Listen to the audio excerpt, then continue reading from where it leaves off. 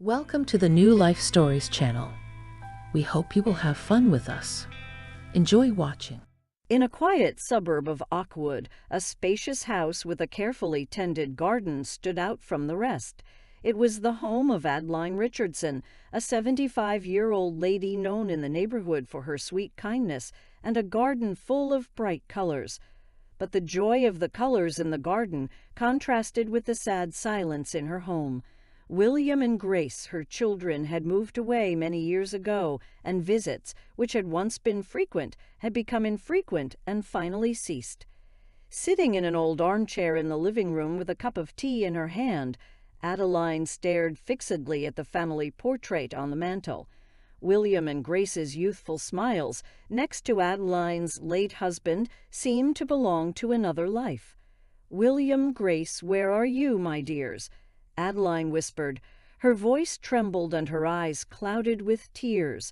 The silence was interrupted by a ringing phone. Adeline answered, hoping it was one of her children.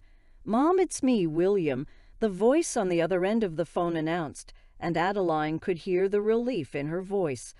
"Oh, William, it's been so long since I've heard your voice. We've missed you, Mom," William replied in a rehearsed tone. "Grace and I have been thinking that we need to spend more time with you. We're thinking about visiting. What do you say?" Adeline felt a glimmer of joy. "Oh, that would be wonderful, my dear.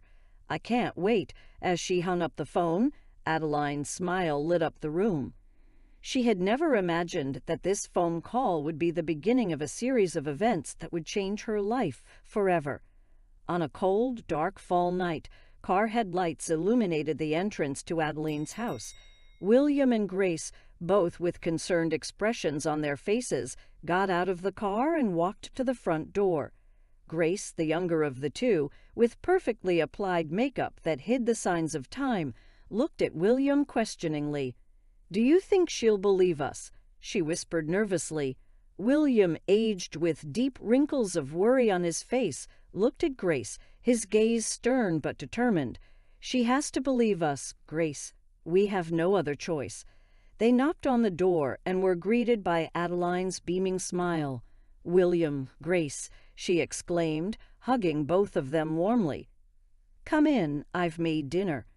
During dinner, William and Grace filled the old house with laughter and stories of their lives in the big city. They talked about jobs, friends, and even the hardships they faced, but they failed to mention the most important thing, their desperate financial situation. In the days that followed, William and Grace's visits became frequent. They helped Adeline with chores, brought gifts, and made all sorts of gestures that fueled Adeline's hope that her children would return.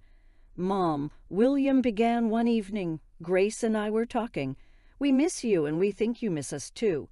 How would you like to sell this house and come live with us in town?"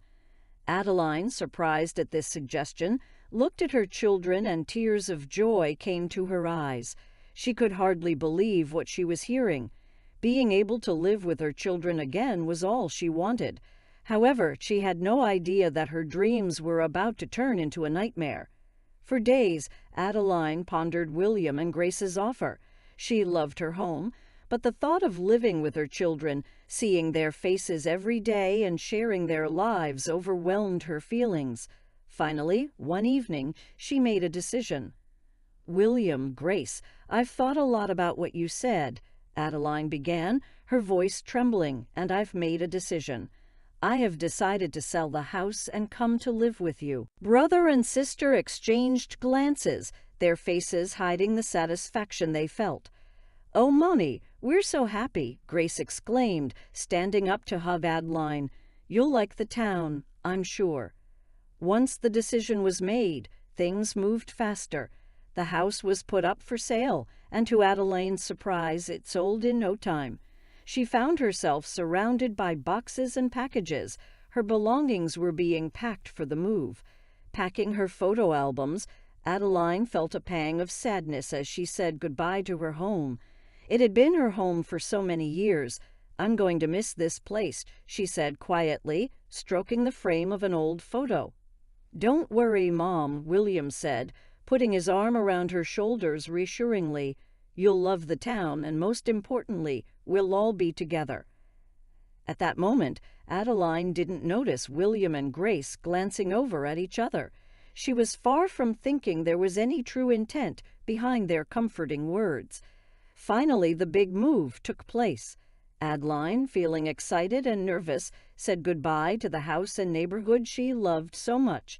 William and Grace put her in their car and drove her to the big city.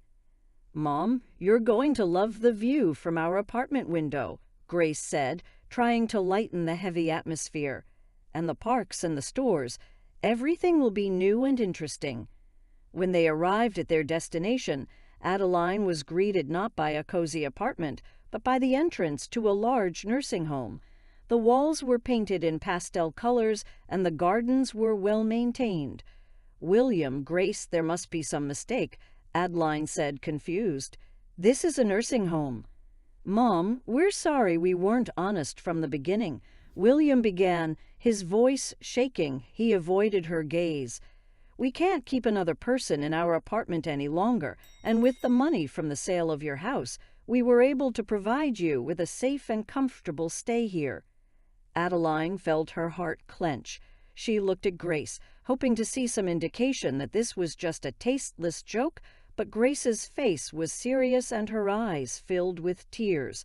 "Mom, we're so sorry," Grace said, tears streaming down her face. "We promise we'll visit you whenever we can." And so Adeline found herself alone, abandoned at the entrance to the nursing home. She felt a deep sadness, a sense of betrayal that left her bewildered. With tears in her eyes, she walked into the new place that was to be her home, unaware that this sad turn in her life was about to give way to amazing new beginnings.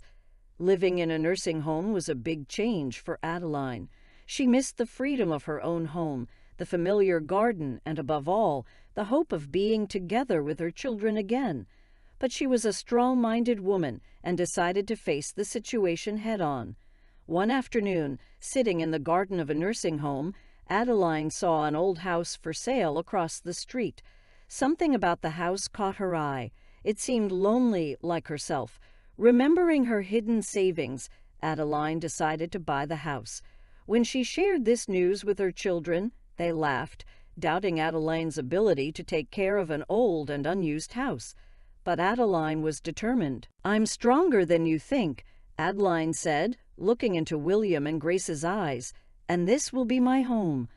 On moving day, Adeline found herself surrounded by boxes again, but this time there was a sense of anticipation and hope.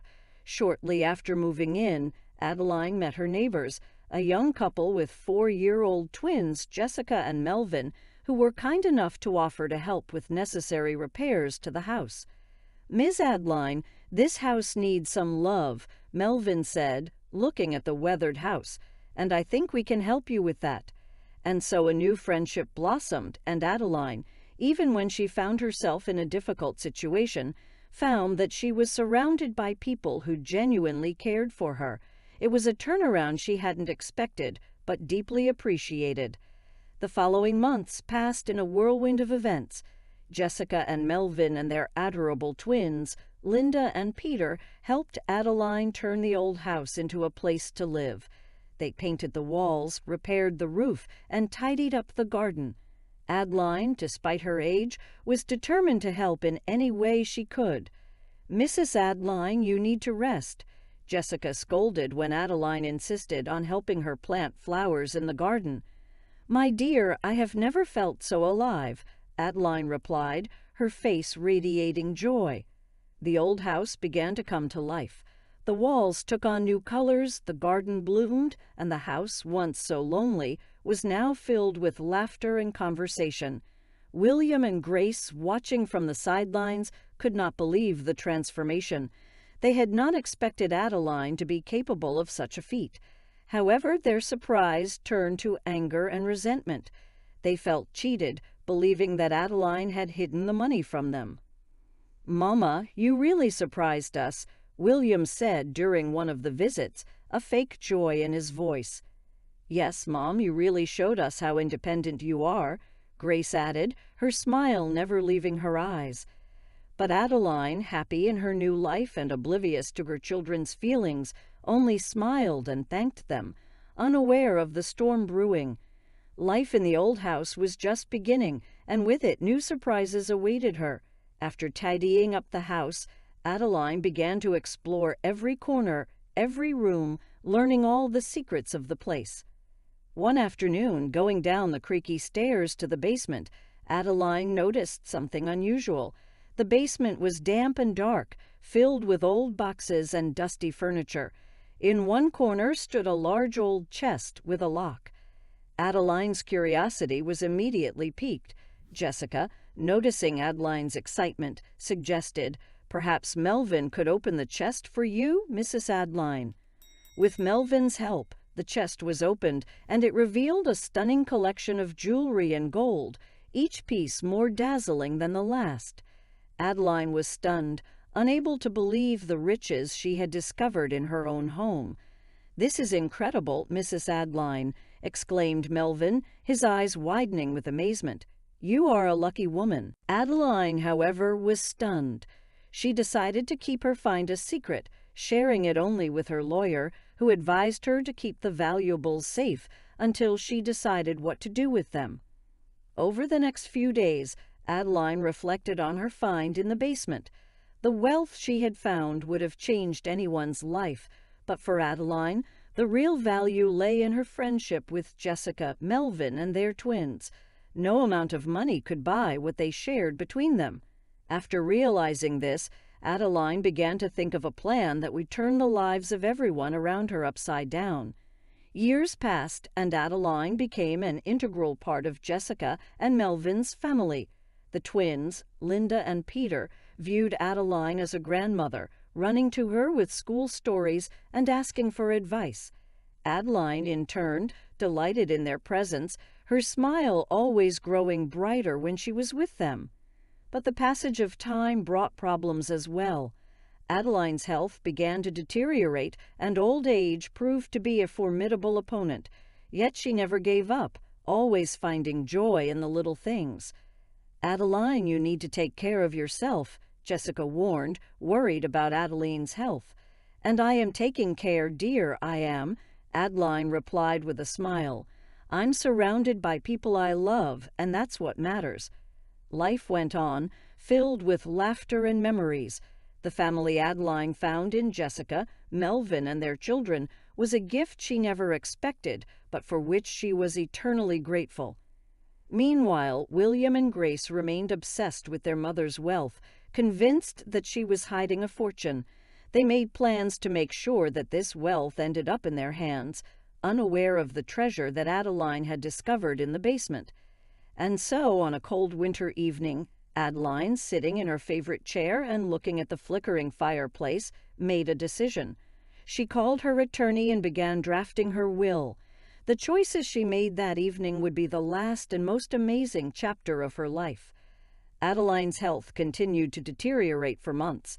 Although sadness hung over the house, Adeline continued to smile, cheering Linda and Peter up with her stories and assuring Jessica and Melvin that she was fine. "You are the family I chose," she said, holding their hands, "and I couldn't be more grateful to you." One day when William and Grace came to visit, the tension was palpable. They noticed their mother's weakness, and although emotionally detached, the reality of the situation hit them like a punch in the gut. "Mom, you should be in the hospital," William said, trying to keep his voice steady. Grace nodded, avoiding her mother's gaze. "No, my dear," Adeline replied, looking at them with tired but determined eyes. "This is my home, and this is where I want to spend my last days." William and Grace's visit was brief and awkward. When they left, the house was strangely quiet. Adeline was watching them through the window, an unutterable sadness in her eyes. "I hope they will find happiness someday," she whispered to herself. "They deserve it, no matter what." This was Adeline's last meeting with her children. She somehow knew time was running out, but she wasn't afraid. She had her family, Jessica, Melvin, Linda, and Peter, and she had her final plan to bring justice and balance to all. The end came for Adeline on a cold winter morning. She let out her last breath as Jessica held her hand. The loss was felt by everyone in the neighborhood. The kind woman who brought so much warmth to their lives was gone. "I promised to take care of everything, Adeline," Jessica whispered, feeling a mixture of sadness and determination. "Rest in peace." William and Grace took the news with a strange mixture of sadness and relief. Sadness over the loss of their mother and relief at the prospect of receiving the inheritance they felt was theirs. The community gathered in full force for Adeline's funeral. Jessica and Melvin, as well as Linda and Peter, accepted condolences from friends and neighbors, each of whom spoke of how Adeline had impacted their lives.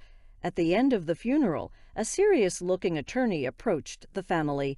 "I'm Marshall Brooks, Mrs. Adeline's attorney," he said, handing them sealed envelopes.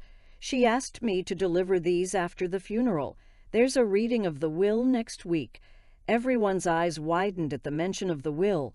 Jessica and Melvin looked at each other, while William and Grace struggled to hide their anticipation. "Thank you, Mr. Brooks," Jessica said, accepting the envelopes with a nod. And so, with Adeline's passing, a new series of events began. Adeline's final move was just beginning to unfold, promising to shock everyone with her final revelations. In the days after the funeral, Jessica and Melvin and Linda and Peter reminisced about their memories of Adeline. The house seemed empty without her presence, every corner reminding them of the love and warmth she had brought to their lives. The sealed envelope that attorney Marshall Brooks had given them lay on the dining room table, a constant reminder of Adeline's last message.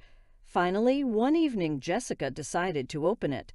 "Dear family," the letter began, written in Adeline's trembling handwriting. "If you're reading this, it means I'm already gone. But don't be sad. Remember the laughter, the stories, and the meals together. That's what really matters." Adeline continued the letter, expressing her love for all of them and her gratitude for having them in her life. At the end, she mentioned a bequest. "As for the will, you will learn all about it during the reading," she wrote. "But know that I try to do what I think is fair. Melvin, you were my salvation and family when I needed it most. And Linda and Peter, you were the joy that brightened my last years." The family finished reading the letter, and their eyes filled with tears. Adeline's love for them was evident in every word. But what did she mean by "what I think is fair"? The day of the announcement of the will was approaching. There was curiosity in the air, but also a sense of anxiety. Adeline's last wishes were about to be made known, and no one could predict what would happen next. The office of respected attorney Marshall Brooks was full of people on that particularly hot summer afternoon. The tall, wide windows led in golden rays of sunlight, casting long shadows on the polished wood floor. Jessica and Melvin, William and Grace, and a few other members of society who considered themselves close enough to Adeline to be here, sat in leather chairs that creaked at the slightest shift of weight. The hum of the air conditioner was the only audible sound, and a tense symphony of anticipation hung in the air, thick as fog. Marshall stood behind a dark mahogany desk, the sunlight reflecting off its polished surface and emphasizing the serious expression on his face. He held up a thick envelope, Adeline's will, and everyone held their breath, waiting for him to speak. "Ladies and gentlemen," Marshall began, and his voice filled the room, echoing off the stone walls. "I am here to perform a duty of the utmost importance and delicacy, to read the last will and testament of our esteemed Adeline Richardson." He paused, looked around at everyone present, and continued, "If you are ready." There was an atmosphere of palpable tension in the room as Marshall began to read the document he held in his hands. The words were clear, unambiguous. "To Jessica and Melvin Patterson I leave my home and all my personal belongings," Marshall read aloud. Surprised whispers ran through the room, and some looks of shock and disbelief were directed at Sarah and Melvin. But no one was prepared for the next revelation to be a bombshell. "As to my accumulated fortune in jewelry," Gold and diamonds, Marshall continued, pausing dramatically before announcing, the monetary value of which is equivalent to several $1,000,000. The hall erupted into quiet whispers, the previous tension evaporating and replaced by palpable shock. And so Adeline Richardson's last wish has begun to change the course of the lives of everyone in this room. Marshall's voice boomed out, lending weight to the next words. Exactly half of my fortune will be generously donated to the Pine Grove Nursing Home, a place where under other circumstances I would have spent my final days. William and Grace swallowed hard. Every word in their mother's will shattered the premise of an easy inheritance and a carefree life. Jessica and Melvin exchanged surprised and incredulous glances and nodded in tacit understanding of Adeline's intentions. Marshall continued, this time with a slight hesitation in his voice. And the other half of my fortune, he paused dramatically, turning his eyes around the stunned faces in the room, will be earmarked for Jessica and Melvin's children, little Linda and Peter. The silence that followed was almost deafening, surprise and shocked disbelief in the air. William and Grace seemed to have lost track of what was happening, their dreams of quick riches crumbling like a house of cards. Jessica and Melvin, on the other hand, looked at each other, their eyes widening with bewilderment as they tried to realize the extent of Adeline's generosity.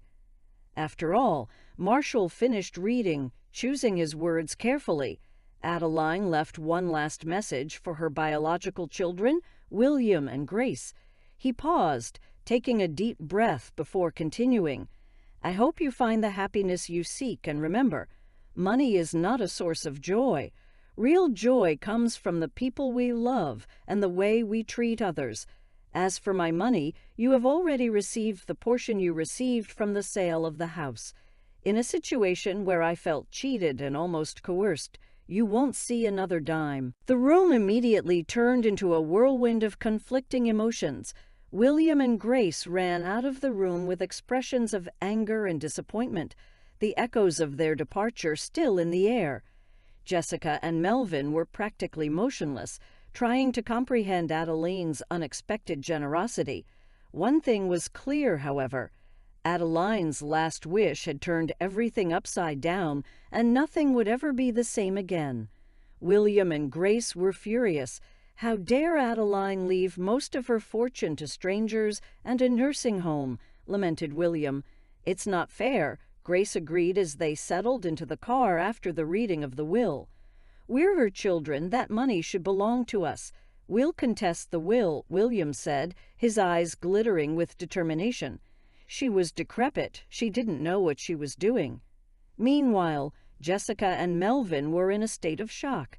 There was no way they expected to get anything from Adeline, let alone a home and a fortune for their children.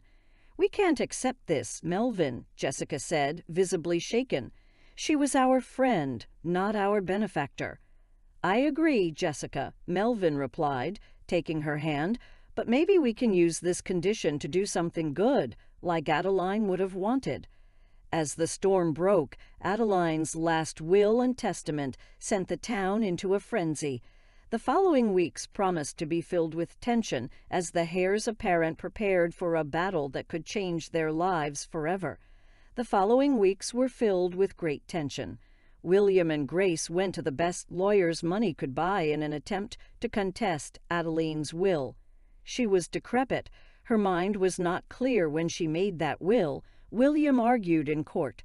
On the other hand, Jessica and Melvin, along with attorney Marshall Brooks, were prepared to defend Adeline's will. Your Honor, Adeline Richardson was fully aware of her actions. All of these claims are simply an act of greed, Marshall argued. The courtroom proceedings were intense. Testimony was heard, evidence was presented, and nerves were on edge. Finally, the judge reached a verdict. After considering all the evidence and testimony, it is clear that Adeline Richardson was in full possession of her mental faculties in making the will. Therefore, the attempt to contest it is rejected. There was silence in the courtroom as the decision was announced. William and Grace were stunned, while Jessica and Melvin felt a mixture of relief and sadness. They realized that this condition was the last tangible reminder of their dear friend Adeline. "This isn't over," William barked to Jessica and Melvin as they left the courtroom. "I'll take the case to the appeals court." Jessica simply nodded, holding Melvin's hand. They knew there was still a long road ahead, but now justice had been served. Adeline's will would be done as she wished. William and Grace, despite their threats, never managed to take the case to the appeals court. The defeat in the local court had drained their resources, and the realization that their greed had caused them to lose their last connection to their mother hit them hard. They left town, wallowing in the shadows of their own lives. Jessica and Melvin, on the other hand, dedicated themselves to honoring Adeline's legacy in the most meaningful way possible. They invested their children's legacy in education and started a scholarship fund for underprivileged children in the city. Adeline's house was renovated and has become not only a home for the family, but also a symbol of Adeline's love and generosity. "I don't know if we deserve all this, Melvin," Jessica said one evening as she watched their children play in the backyard. "It's not about deserving, Jessica," Melvin replied, pulling her to him. "It's about what we do with it. Adeline gave us a chance to make a difference, and we're going to do it." In the end, Adeline Richardson's story served as a reminder to the entire community, a reminder that true wealth comes not from material goods, but from the love and kindness we share with others.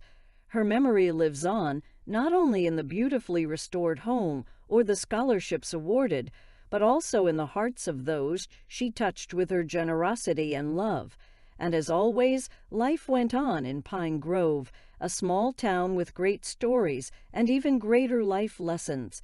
Until the very end, Adeline Richardson ensured that her story was a story of hope, love, and generosity, a story that will inspire future generations.